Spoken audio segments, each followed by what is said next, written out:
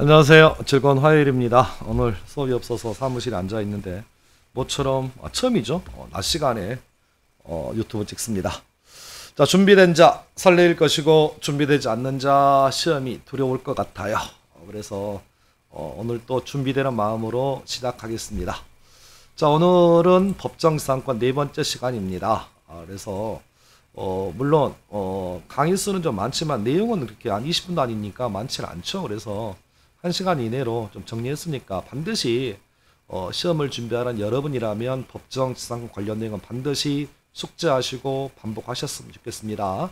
자, 오늘은 세 번째 법정지상권 할게요. 우리가 지상권 관련해서 현재 대한민국의 법정지상권이 5개 정도가 있다. 그래서 첫 번째가 관습법상의 법정지상권, 두 번째가 305조에 나와 있는 건물전세권의 법정지상권, 또 세 번째가 이번 시간에 배우게 될 366조 저당권 실행에 의한 법정지상권, 또 내지는 특별법에요 임목등기에 관한 법률에 의해서 임목법에 의한 법정지상권, 또 내지는 가등기 담보 등에 관한 법률에 의한 가담법에 의한 법정지상권 등이 있는데 주로 시험에 나오는 것은 관습법상의 법정지상권과 이번 시간에 하게 될 저당권 실행에 의한 법정지상권이 주로 나온다. 다만 이번 시간에 하게 될 저당권 실행에 의한 법정지상권은 앞에서 배웠던 관습법상의 법정지상권과 거의 내용이 동일해요. 자, 읽어볼게요. 자, 366조입니다. 저당물의 경매. 잠깐만. 저당물? 자, 단어를 하나 신경 쓰셔야 돼요. 자, 그러면 법조항이 뭐라고 되어 있냐면 이렇게 저당물이라고 표시가 되어 있죠. 그렇죠. 저당물. 그러면 저당물의 의미가 뭐냐? 토지에, 이미 토지에, 아니 이미 건물에 저당권이 설정되어 있구나라는 걸 암시해. 그렇죠? 어느 한 토지에, 대지에 저당권 설정되어 있다면 이 토지를 저당물이라고 부릅니다. 그렇죠? 또 내지는 이미 건물에 저당권 설정되어 있대. 그렇죠? 그러면 이런 것이 저당물. 그러면 366조는 이미 어느 한 물건에 저당권 설정되어 있다는 걸 암시한다. 그래서 이런 저당물의 경매. 그러니까 저당권 실행된 거죠. 채무자가 자기 토지를 담보로, 채무자가 자기 건물을 담보로 은행한테 가서 돈을 빌려 쓰고 저당권 설정해 주었는데 채무자가 돈을 갚지 않으니까 저당권자가 저당권을 실행합니다. 그래서 저당물의 경매로 인하여, 저당권의 실행으로 인하여 그 다음 토지와 지상의 건물이 다른 소유자에 속했다. 그러면 요 말 뜻이 뭐냐? 이 말 뜻이 이런 뜻이잖아요. 원래 저당권 설정할 당시에는 토지 소유자와 건물 소유자가 동일인이다가 저당권이 실행되는 바람에 토지와 지상 건물의 소유가 달라지게 되었다. 이런 경우에 땅 주인, 토지 소유자는 누구에게? 건물 소유자에 대해서 건물 소유자에게 지상권을 설정한 것으로 보겠다라는 것이 저당권 실행에 의한 법정지상권이랍니다. 다만 항상 했던 것처럼 법정지상권은 남의 토지를 무상, 공짜로 쓰라는 권리가 아니라 정당한 대가를 지급하셔야 돼. 지료 지급하셔야죠. 근데 문제는 지료는 토지 소유자와 건물 소유자가 원만하게 협의를 보는 게 원칙이겠지만 문제는 협의가 이루어질 일이 없어요. 절대로. 사람은 다 모든 사람이 다 마찬가지잖아요. 그렇죠? 항상 안으로 굽는 거 아니에요? 그게 사람인 거고. 그래서 땅 주인은 아무래도 비싸게 받고 싶어 하는 거고, 또 건물주는 싸게 쓰려고 하는 거 아니겠어요? 그러니까 협의가 이루어지지 않으면 당사자의 청구에 의해서 법원이 지료를 결정합니다. 이것이 366조의 법정지상권입니다. 얘기 끝. 그러면 366조의 저당권 실행에 의한 법정지상권은 우리가 앞에서 외웠던 관습법상의 법정지상권과 거의 똑같아요. 다만 조심할 건 이거야. 저당권 설정할 당시에 건물 들어와 있어야 돼. 저당권 설정할 당시에 건물이 없다면 이 건물은 철거입니다. 그래서 자, 한번 그림을 제가 좀 그려봤어요. 자, 이 그림 좀 볼게요. 자, 지금 보시는 것처럼 토지가 X토지가 있고 Y토지가 있어요. X토지도 1000제곱미터이고 Y토지도 1000제곱미터인데 문제는 X토지에는 건물이 없습니다. 나대집니다. 그런데 이미 Y토지에는 건물이 3층짜리 건물이 올라가 있습니다. 그러면 여기서 문제, 같은 면적이죠. 1000제곱미터, 1000제곱미터. 근데 문제는 땅 주인이 다릅니다. 그럼 여기서 은행한테 가서 이 토지를 담보로 해서 저당권 좀 설정하고 싶습니다 했을 때 건물이 없는 나대지는 토지의 값어치가 올라가겠죠. 그런데 두 번째 그림 보셔봐. 땅 주인이 자기 땅에 건물을 가지고 있는데 문제의 지문은 뭐냐면 건물은 잡지 말고 땅만 잡아서 돈을 좀 빌고 싶어요. 그러면 아무래도 은행에서는 토지와 건물을 다 잡아서 공동저당을 설정하게 되면 물론 아무것도 없는 나대지보다는 평가 금액이 높아가겠지만 지금 상황은 건물은 저당권 설정하지 말고 토지만 잡으랍니다. 그러면 이 토지는 쓸모가 없어. 어찌 보면 나대지는요 아무것도 없는 땅이다 보니까 그 위에 얼마든지 10층, 20층, 30층짜리 건물을 올릴 수 있지만 현재 이 Y토지는 건물 이미 들어서 있으니까 토지 활용도가 떨어집니다. 지금 그러니까 같은 면적이랄지라도 돈을 빌려주는 즉 평가 금액이 틀려질 수밖에 없잖아. 지금 제 말 이해하셨나요? 지금 그러면 자 보셔봐. 두 번째 그림에서 저당 설정할 당시에요. 자 보세요. 제시로 표현할게요. X토지는 1000제곱미터니까 토지만 담보로 해서 돈을 빌린다고 하면 토지 담보 가치를 파악해서 예를 들어서 자 10억을 빌려주고 저당권 설정했다 가정을 해볼게요. 그런데 문제는 Y토지만 잡으라고 하면 여러분 같으면 토지만 잡으래. 그러면 아 저 토지 잡아서 뭐 할 거야? 그럼 제 식대로 표현하면 위에 나와 있는 토지처럼 10억까지는 안 빌려줍니다. 그래서 제 식대로 표현할게요. 저 건물의 크기를 보니까 10층이야. 그러면 저 토지는요 저 건물을 위한 주차장 용도밖에 사용할 수 없어. 그러니까 저는 개인적으로 5천 빌려주고 저당권 설정해 줄 것 같아요. 제가 하고 싶은 얘기 이해하셨죠? 그러니까 저당 설정할 때 보니까 토지와 건물을 다 잡으면 좋은데 토지만 잡으래. 토지만 잡으래. 제 말 뜻이 아시나요? 그러면 은행에서는 토지를 용인하고 들어갔잖아. 굉장히 중요한 맥락입니다. 자, 우리가 어떤 물건을 판단할 때 용납을 하고 들어가는지 용납 안 하고 들어가는지는 굉장히 중요한 문제가 발생합니다. 제 말 이해하셨나요? 지금 끝. 자, 그러면 여기서 끝날 것이 아니라 자, 보세요. 그림을 좀 볼게요. 자, 사안의 경우에 요 그림을 바꿔볼게요. 그러면 저당권 설정됐습니다. 그럼 저당권 실행되겠죠. 첫 번째 그림에서 저당권 실행되면 경락이는 온전한 토지를 바라보고 경락을 받잖아요. 지금. 그런데 아래 그림은 약간 달라. 이런 경우는 이 토지 경락이는요. 경락이는 건물을 인정을 하고 토지를 경락받는 거야. 굉장히 입장이 틀립니다. 지금. 그러니까 입장 차이가 확연하게 드러나잖아. 지금. 제 말 뜻 이해하셨나요? 지금. 그래서 지금 우리 법은 어느 경우를 가정하고 있냐면 어느 경우를 가정하냐면 자, 두 번째 경우입니다. 두 번째 경우 이겁니다. 저당권 설정한 당시에 건물이 있는 거야. 지금. 건물이 있는 상태에서 토지만 저당을 설정한 거야. 지금. 그러면 이 저당권의 효력은 저 별개의 부동산인 건물에는 영향을 미치지 않습니다. 우리 민법 358조에 가면 저당권의 효력은 저당 부동산의 부합물과 종물에는 영향을 미치지만 그 건물은 토지의 부합물도 아니고 토지의 종물이 아닌 관계로 저당권의 효력은 저 건물에는 영향을 미치지 않습니다. 의미 이해하셨나요? 지금? 그러면 이런 식으로 저당권 설정할 당시에 건물이 존재했는데 문제는 저당권 실행되는 바람에 그럼 보셔봐. 이 Y토지는 갑의 거였고 건물도 갑의 거였습니다. 그런데 토지에만 저당권 설정되는 바람에 토지가 경락되어서 토지는 을게 되었다면 을토지의 갑의 건물이잖아요.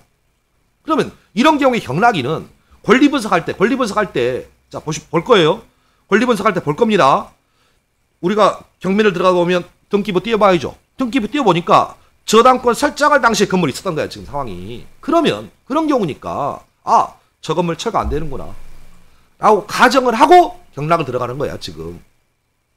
제 말 이해하셨나요? 지금? 이런 차이점 때문에 이것을 저당권 실행에 의한 법정 지상권이라고 부른다. 그럼 하고 싶은 얘기는 뭐냐면 저당권 실행에 의한 법정 지상권이 인정되려면 최선순위 저당권이 설정될 당시에 건물은 존재합니다. 요게 포인트야. 지금. 이해하셨나요? 지금? 그래서 자 이제 내용은 똑같아요. 저당권 실행에 의한 법정 지상권의 성립 요건이다. 그래서 첫 번째 최선순위 저당권 설정 당시. 왜 그러면 저당권이라고 표현하지 않고 최선순위냐 그 얘기야. 이유는 뭐냐면 하나의 부동산에 저당권이 하나, 둘, 셋 설정될 수 있잖아요 지금. 그렇죠? 설정될 수 있다. 열받습니다. 사무실에 혼자 앉아있는데 우리 신문 줍는 신문 가져간 할머니께서 조용히 들어오셔가지고 신문 도둑질하고 있네요. 순간 화가 쫙 올라오는데 참아야죠. 다시 찍을 수는 없고 좀 시끄럽다 이해해주세요. 자 그러면 왜 최선순위냐. 하나의 부동산에 1번 저당권, 2번 저당권, 3번 저당권 설정 다 가정해볼게요. 근데 3번 저당권이 실행됩니다. 그러면 1번, 2번 저당권은 경락일에 인수되는 게 아니라 몇 번 저당권이 실행되든 관계없이 최선순위로 올라가서 다 말소입니다 지금. 그래서 저런 최선순위 저당권을 우리가 한번 들어보세요. 경락을 받을 때 말소 기준 권리라 부릅니다. 그러면 말소 기준 권리는 뭐냐면 그 권리 밑으로는 다 삭제야. 말소. 그러니까 최선순위 저당권 설정 당시에 건물이 존재해야 돼. 그리고 저당권 설정할 당시에 토지 소유자와 건물 소유자가 동일해야 합니다. 그리고 저당권의 실행으로 인해서 건물의 소유자와 토지 소유자가 달라졌을 때 인정되는 것이 저당권 실행에 의한 법정 지상권이랍니다. 음이 됐나요 지금? 예, 됐습니다. 자, 그래서 이제 저당권 실행에 의한 법정 지상권 주로 나오는 게 이겁니다. 내용이 똑같아요 지금. 우리 이 건물은요. 자, 이 건물은 어떤 건물이도 물론 당연히 등기된 건물 상관없겠죠. 근데 이 건물은 설령 미등기 뭐가 건물이라 할지라도 법정 지상권 인정한대요. 내용이 똑같잖아요 지금. 건물만 있으면 돼. 왜? 용이라고 들어갔잖아. 지붕과 기둥과 주벽을 갖췄다면 설사 그 건물이 보존 등기되어 있지 않고 또 내지는 건축물 대장에 허가받지 않는 무허가 건축물이라 할지라도 은행에서 돈 빌려줄 때는요 이미 건물을 용납하고 들어간 거야 지금. 그러니까 이런 미등기 무허가 건물이라도 성립한다는 거. 더 중요한 건 뭐냐면 완성되지 않았어도 자 건물 현재 짓고 있는 신축 중이에요. 근데 밖에서 보니까 외형상 몇 층 올라가는지가 보여. 우리가 길 다니시다 보면 건물 올라가고 있죠. 이렇게 올라가고 있죠. 근데 문제는 아직 완성가 안 돼 있어. 근데 문제는 외벽을 보니까 한 8층으로 올라가 있는 거야. 그리고 공사 개요도를 보니까 총 건물은 15층짜리예요. 그러면 현재 8층 올라가 있고 아직은 완성되지 않았지만 건축 중이잖아. 그리고 밖에서 봤을 때도 외형상 15층이야. 그러면 은행에서 돈 빌려줄 때 저 건물 용납하고 빌려줘야죠. 건물 없다고 빌려주는 거 아니잖아 지금. 그러니까 제일 중요한 판례. 설사 그 건물이 미등기 무허가 건물이라도 또 내지는 아직 완성되지 않았어도 외형상 건물의 규모를 예상할 수 있을 정도의 건축물이라면 이런 건물을 위해서도 나중에 건물이 완성되었다면 법정 지상권이 성립합니다. 그런데 자 문제는 주로 나오는 건 다음 문제입니다. 자 보세요. 건물이 없는 토지 나대지에 자 키워드입니다. 저당권이 설정돼요. 저당권 설정됩니다. 저당권이 설정된 다음에 저당권 설정되고 나중에 건물을 신축했대. 신축했죠? 이런 경우라면 법정 지상권이 성립하지 않습니다. 그럼 따라서 이런 경우라면 자 볼게요. 저당권 설정 후 건물을 신축한 경우에는 그 신축 건물은 철거입니다. 철거하셔야 돼. 그런데 문제는 철거하는 게 영리롭지 않다고 그랬어요. 왜냐하면 수업 시간에 그랬잖아요. 철거하려고 하면 용역 불려야 돼요. 근데 그 건물에 뭐 세입자, 김밥 파는 할머니가 계시면 철거 뭐 한다고 그랬어. 왜? 할머니께서 전재산 보증금 3천 주고 김밥병 사고 있는데 포크레인 들어가려고 해봐요. 들어 누워요. 피를 볼 수밖에 없어. 그래서 이런 경우라면 우리가 저당권 배우실 때 일괄 경매에 청구권이 인정될 뿐이에요. 그렇죠? 그런 맥락에서 다시 항상 하고 싶은 얘기. 저당권 설정할 당시에 건물이 존재해야 한다. 설사 그 건물은 미등기 뭐가 건물도 무방하다. 또 내지는 건물이 완성되지 않았지만 외형상 밖에서 봤을 때 공사의 진척 상황이 예상할 수 있다. 이 정도의 건물도 법정 지상권 인정된다. 따라서 저당권 설정하고 나서 건물을 축조했다면 이런 건물을 위해서는 법정 지상권 인정되지 않습니다. 얘기 끝. 자, 그렇게 보시면 좋겠습니다. 자, 이제 정리 한번 해볼게요. 정리. 자, 그러면 우리가 1강, 2강, 3강, 4강에서 이제 관습법상의 법정지상권 내지는 건물전세권의 법정지상권 내지는 이번 시간에 배우는 저당권 실행에 의한 법정지상권이든 일단 내용이 뭐냐. 법정지상권은 법률의 규정이다. 법률의 규정이니까 자, 포인트 법정지상권은 등기하지 않아도 그렇죠? 등기하지 않아도 등기 없이도 땅 주인 토지 소유자나 그 땅 주인으로부터 다시 소유권을 취득한 3자에 대해서 지상권을 주장할 수 있다, 없다, 있다. 첫 번째 포인트. 그렇죠? 약정 지상권은 반드시 지상권 등기해야 되지만 법률의 규정에 의한 법정 지상권은 등기하지 않더라도 토지 소유자나 토지 소유자로부터 땅을 제3취득자에게 지상권 주장할 수 있음을 좀 기억을 했으면 좋겠습니다. 자, 그 다음 두 번째 얘기. 법정 지상권이 성립한 다음에 건물이 개축됩니다. 개축 아시죠? 증축됩니다. 또 내지는 건물을 철거한 다음에 신축했습니다. 이런 경우에도 중요한 것은 한번 성립한 관습법상의 법정지상권은 소멸하지 않고요. 그대로 존속을 합니다. 다만 법정지상권 인정되는 범위는 신건물이 아니라 시험 한 번씩 나오네요. 구건물을 기준으로 해서 인정해 줍니다. 됐나요? 여기까지 기억을 좀 하시면 되겠고, 마지막 세 번째는 요즘 모든 시험을 휩쓸고 있는 지문, 지료 관련 얘기다. 그래서 지료는 당사자가 협의를 결정하지만 협의가 원만하게 이루어지지 않는다면 당사자의 청구로 법원이 정한다. 근데 판례를 좀 볼게요. 자, 법정 지상권의 경우에 지료는 당사자의 협의나 법원에 의하여 결정되도록 되어 있는데 당사자 사이에 지료에 관한 협의가 있다거나 법원에 의하여 지료가 결정되었다는 아무런 증거, 입증이 없고, 자, 키워드입니다. 키워드. 법정 지상권에 관한 지료가 결정되지 않았대. 아직 결정되지 않았죠. 그럼 뭔 얘기냐면 법원에 청구합니다. 지료처럼 결정해 달라고 청구하면 법원에서요 하루아침에 해줄 수는 없잖아요. 지금 소를 들어가잖아, 한 당사자가. 그러면 보통 민사재판 같은 경우는 짧으면 6개월, 길면 몇십 년입니다. 10년까지는 안 가겠지만 몇 년이잖아요. 그런데 지료 결정해달라고 청구했는데 문제는 3년, 4년째 결정이 안 되고 있어. 그러면 법정지상권자가 지료를 지급하지 않았다 할지라도 지료 지급을 연체한 것도 볼 수 없어. 따라서 법정지상권자가 2년 이상의 지료를 지급하지 않았음을 이유로, 그럼 원래 우리가 지상권 배우실 때 287조에 의하면 지상권자가 지료를 2년 이상 체납하게 되면 지상권 설정자 지상권 소멸을 청구할 수 있죠. 그런데 문제는 지료를 지급하지 않은 지 3년 됐습니다. 그런데 지료가 결정이 안 돼 있어. 그러면 기간이 3년 동안 땅 주인 입장에서 지료 못 봤다고 해가지고 지상권 소멸을 청구할 수 있느냐? 안 됩니다. 안 된다. 왜? 결정 안 됐다. 따라서 지료를 주지 않는 기간이 5년 되었다 할지라도 협의가 없다거나 법원에 의해서 지료가 결정된 바 없다면 이건 지료 연체가 아니다. 따라서 토지 소유자는 지상권 소멸 청구할 수 없다가 포인트입니다. 예.